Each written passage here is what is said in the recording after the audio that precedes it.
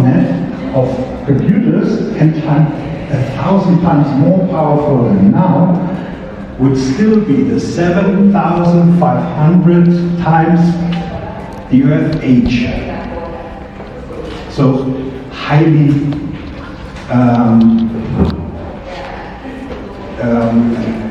not feasible.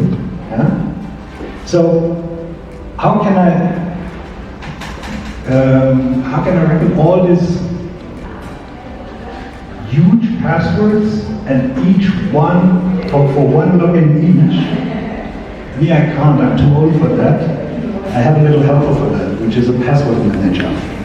I can really recommend. You will get older as well. Get one. If it's one password, keep has LastPass. There are so many out. Find which one suits your needs. You can get them even for free as open source software, but please make use of them. They will supply you with new passwords for new logins. They will store them for you. They will retrieve them for you. They will even have a basic security measurement, like, is this really this website I want to apply this password to? So there are some typos out in which look like an A, but it's a Cyrillic A, which looks alike, but has a different glyph. Yeah? So if one tries to fake a URL with this fake A, then this password manager would say, no, it's not a fit in terms of this URL, because I can reckon this is something different. So, really, when it comes to password, size matters.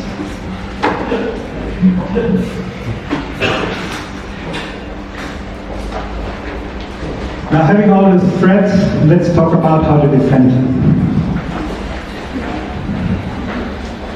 As I already said, have strong password, really strong. Disable or tweak your login messages. If you have a WordPress out of the box and you try to apply a wrong password to a real given username, it will say your password is wrong. You may want to reset it. Here's your email link. I can do this for you. Or even German, come to your website. If your audience is all Kenyans, even those in the diaspora, this wouldn't work. Yeah? So it is web feasible.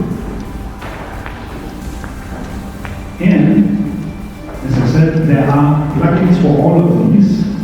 If you are going to use plugins, please make sure to have the latest release of it. Also, security plugins can have security issues. Quite common. And now, as we are talking about updates, this is the most vital tip I can give you. Update.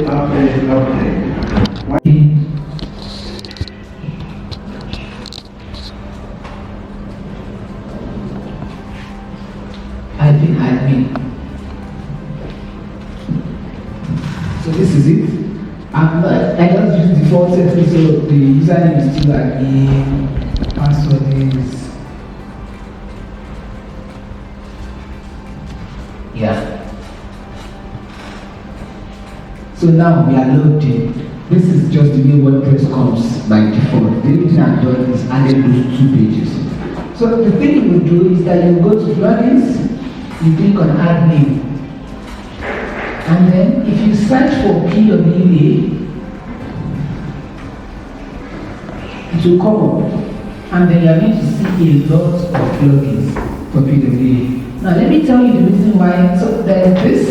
The reason why I picked this is because if you check very well, closely, you see that this was last updated 3 hours ago.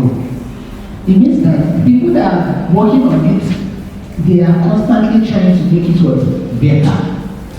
This was updated 4 months ago. So something that was updated 3 hours ago and something that was updated 4 months ago, which is better? 3 hours ago. Obviously, 3 hours ago.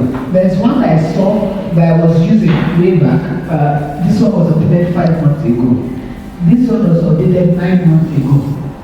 It has a lot of users, but they are not working on it. It's obvious because this web dynamics keep changing. So the one we are going to go for is this one. So I would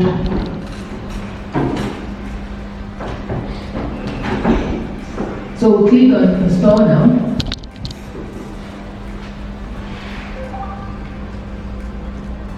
And then it says installed, then we click on activate.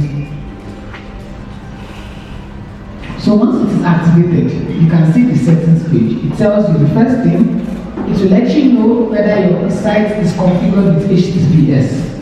If your site is not configured with SSL, this will be cancelled out and it means you can't proceed because it is an important characteristics of PWAs for them to have what SSL. It is compulsory. Then see service worker. It has the plugin and installed a service worker for you. And the manifest and then the status is working on. Without doing anything by yourself, it has done everything for you. Then if you go to setup, so here you can see that the app name, it already got it from the website details. It's called WordCamp Nairobi. The app short name is WC Nairobi. The app description is WordCamp Nairobi. So you can set whatever your settings here. Then the app icon. So I have a picture here of WordCamp Nairobi. So I'm using it as the app icon. That's what will show on the home screen. And then if you see here, there's something called splash screen. How many of you use WhatsApp here? So you know that if you open WhatsApp now, the latest version, it will first show this. So that is called a splash screen. So you can even set your own splash screen for your application. Yeah, just put the picture here. It's just that the picture has a particular size. 502 by what? 502. Inside the get user by WP check password, WP set alt, WP set current user, and WP verify us.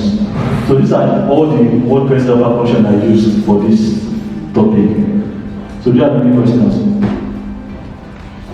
Sorry, it's too technical, I know. Okay. Is there a major issue? Is there a major system of WordPress? Is there a major application? A major application you have done using WordPress. So initially, I have this site called juicybed.com. It's an SMS API. So the first version I released was built entirely on WordPress. But I think I moved it to Laravel and Slim like last year. But when I launched the website, the initial version, everything was on WordPress. From the user registration, the admin dashboard, the verified password, trying to make payment online, everything was done on WordPress.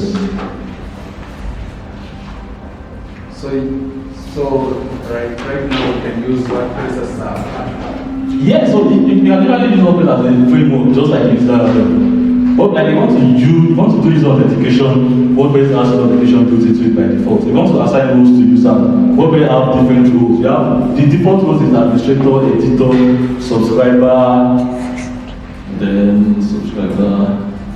I think there are like 4 or 5 default roles. You can register additional WordPress rules as you like. Questions? So I'm going to upload this sample plugin and the slide to GitHub. So you can just download the plugin, install it, activate it. And so I'll put the user instruction. I'm not uploaded to the repo yet. You're going to get it from github.com/wc Nairobi 2019. So you're going to install the plugin, put the shortcode on your site, and test it out if you want to. Thank you very much.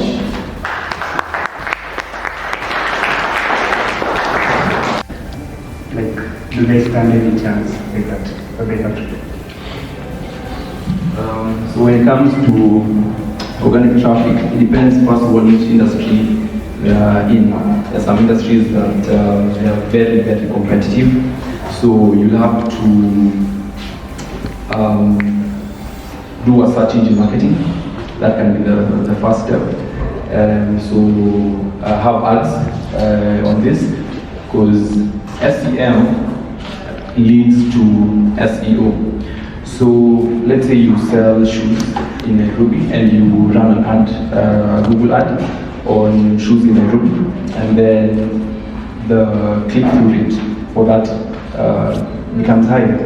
It means more users on your website, it means more session times, it means that your rankings, your organic rankings come up. So actually whether your industry is competitive or not, it's just good to start with the ads if you have the capital to do that, which actually has a trickle-down effect on your organic listings.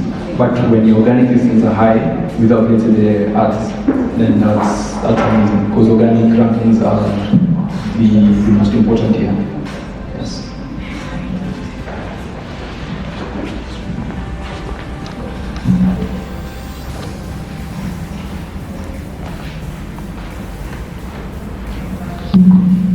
SEO specialist, do you believe there's a difference between local SEO and international SEO?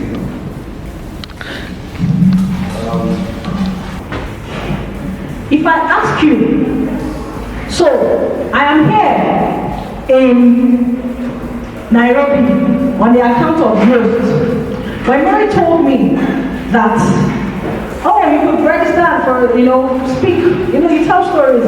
I'm like, how do I get funding? I didn't plan for this. Said Yoast has a funding diversity fund for WordPress, donate WC, and I reached out to Yoast, applied. So there are organizations like this who are working tirelessly to ensure that people like me from Nigeria who have something to share with you are able to make it here to Nairobi. There are organizations who are interested in helping non-profits get online without paying so that they can impact more people. We need to tell these stories. Donate WC. Yeah, you can see what kind of tickets are cheap. Travel is not. So we need to tell the stories of how these organizations, how we as a people are using WordPress. Some of us right now might not be making as much as we do. Because of platforms like WordPress, we're able to sit in our homes and deliver services or do support for companies in America, for companies, organizations in the US. So we are making an impact in the US, we are making an impact in China, but we are here in Nairobi. That's a story. You might not have been to the FBO airport, but we are here doing stuff all around. Uber driver arrives at 9:05. Continue around joining. I try to pay, and I'm choosing between cash or my card and all of that. The storyboard is like, it draws out the entire process. Now you may think you are wasting time, but remember what I said, it's better to save time than to waste money. With the storyboard, you discover at what point one process is useless and you scrap it off immediately. Now after the storyboard, the next thing is wireframes. Now we're getting into the business. So we've done every important thing, and now this is the wireframe. So the wireframe is, I don't want to speak English. So the wireframe is a skeletal framework. It's more like drawing with paper and pencil. There are different ways you can use wireframe today. So today Figma can help you do wireframe, InVision, Sketch, Adobe XD. Is anybody a graphics designer here? No graphics. Oh, so you should know Adobe XD. You would know Adobe XD. If you use Photoshop, you should use InDesign. You would know all of these things I'm talking about. So these guys can help you do wireframes, and this is what your wireframes look like. So like I remember I said you can draw paper and pencil. Now what does this look like to you? Does it look like a website? Does it look like a website you are trying to do, particularly the home page? So now, the time you would have used to go look for a plugin and everything, you carry your paper and pencil and draw out where everything would be on the website. Now, this is the interesting thing. Everybody looks at this thing like a total waste of time. No.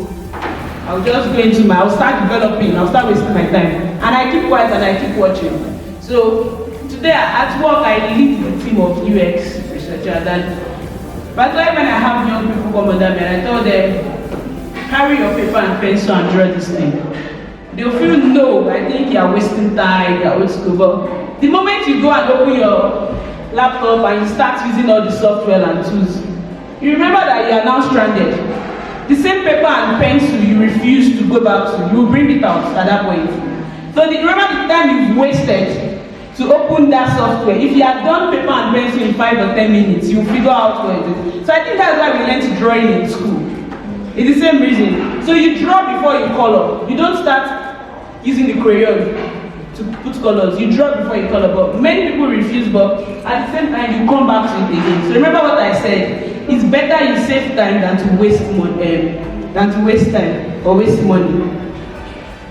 So this is what it typically looks like. Draw the wireframe. It will shock you to know that your Facebook, Google, everybody still draws wireframe today.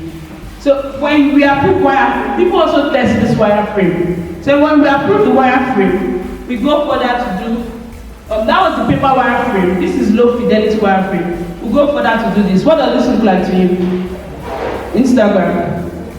So it will be shocking to you that this is what Instagram looks like before you saw the very beautiful color thing. If you doubt me, I think you should go online and search for Instagram wireframes. But many people would still refuse to do wireframes. They'll say, no, I won't myself like that. But I bet you, by the time you start designing, you will come back again and do it. So there's no way you can run past it.